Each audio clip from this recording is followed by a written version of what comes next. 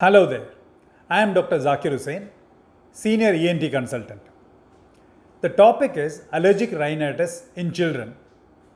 We shall deal this topic in two parts, part 1 and part 2. So, part 2 is mainly going to be treatment, so part 1 is rest of the topic. So, allergic rhinitis, a normal child, when he is exposed to a dusty environment, he may sneeze 1 or 2 times.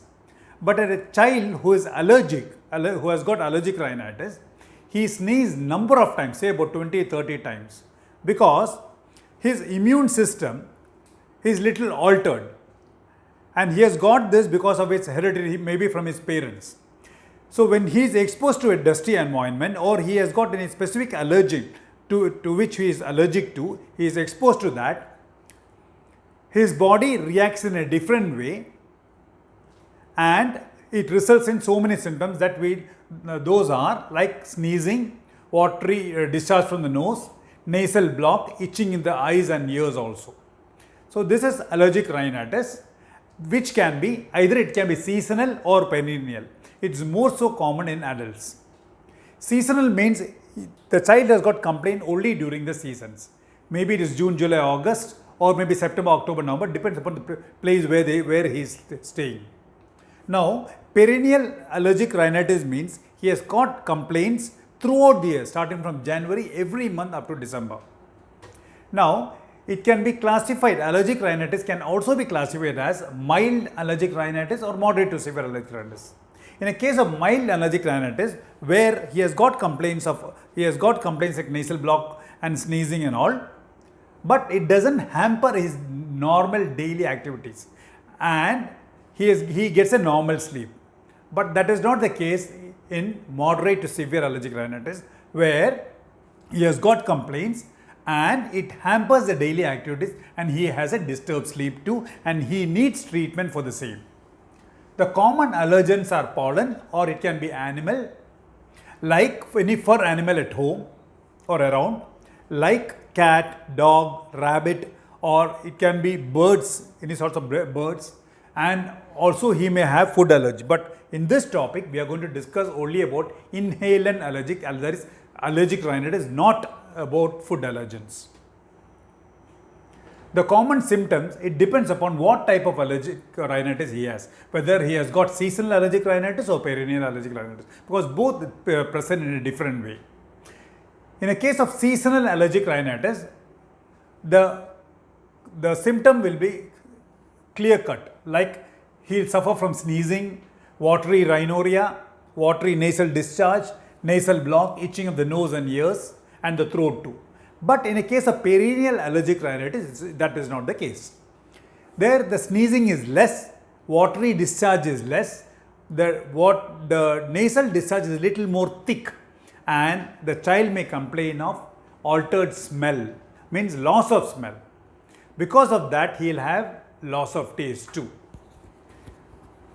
Now, he may have associated sinusitis too, sinusitis also, which is more common so in perennial allergic rhinitis. We would like to do a nasal endoscopy, that too flexible nasopharyngoscopy, flexible scopy, but in this picture I have shown a rigid endoscopy being done. When we do a nasal endoscopy, especially so in a non-seasonal time, when the child is normal, we will not get any finding which is suggestive of allergic rhinitis. But when we see the child during the season, when he has got a complaint, we may see that the nasal mucosa is pale in color and little bluish edematous nasal mucosa. Along with that, there are turbinates in the nose which are enlarged or bigger in size, and you may have mucoid streaks which can be seen. This is a clear-cut finding in a case of straightforward case of allergic rhinitis without any complication. The complications being, the child is more prone for chronic sinusitis. It's more so in perennial allergic rhinitis, and